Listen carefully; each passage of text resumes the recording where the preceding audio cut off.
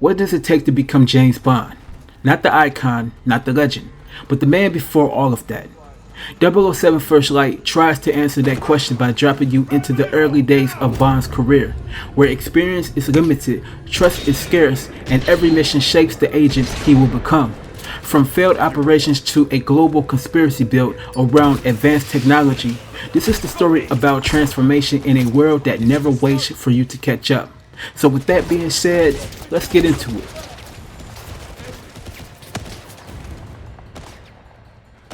James Bond begins as a sole survivor of a failed military operation in Iceland, after a mercenary raid on a high-tech research site linked to a crashed satellite. After completing the mission against orders, he is recruited into a reformed 00 program under veteran agent John Greenway. From the start, this is a raw, unrefined version of Bond, still learning how to operate in a world built on secrecy and control. During early training and missions, Bond forms working relationships with other recruits, but a routine operation quickly breaks down into chaos after a deadly ambush explodes a larger threat.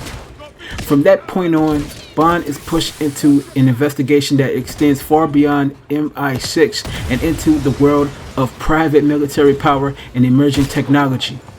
He uncovers a powerful tech corporation, a shadowy leader behind it, and a highly advanced AI system connects to multiple global incidents and cover-ups.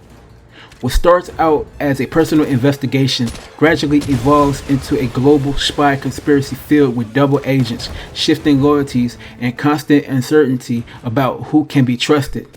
Without spoiling anything further, the story does a strong job of consistently raising the stakes while pushing Bond closer to the agent he is destined to become.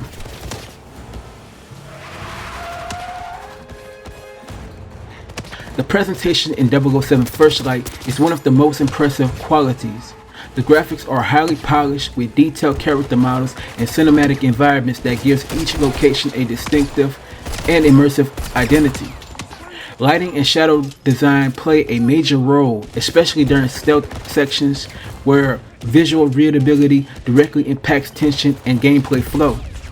The sound design is equally strong with a clean and impactful audio for movement, weapons, and environmental feedback that helps sell the spy fantasy. The music blends classic Bond-inspired themes with modern action scoring that adapts well between stealth and combat moments. On performance, the game maintains a stable frame rate on current-gen hardware, especially the Xbox Series X, at a smooth 60 frames per second, even during busy combat sequences.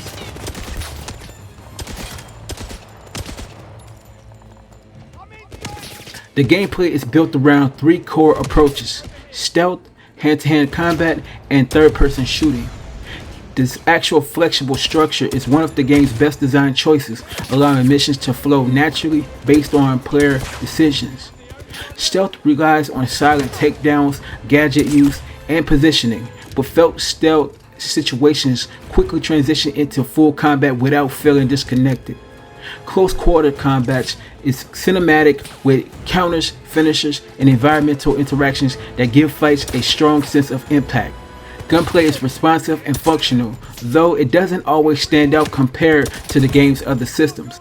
Q-branch gadgets play a significant role throughout, offering tools for infiltration, distraction, and environmental interactions that support multiple playstyles. The game also emphasizes social manipulation, giving Bond the ability to bluff, deceive, and talk his way through certain situations instead of relying purely on force. This helps reinforce the idea that Bond is not just a fighter, but a spy operating in highly controlled social environments.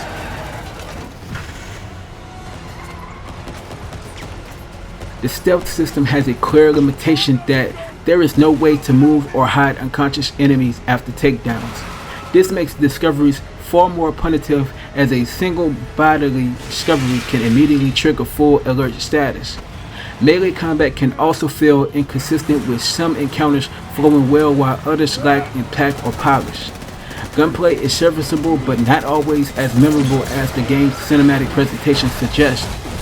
The opening hours also move at a slower pace with a tutorial phase that holds back systems longer than necessary.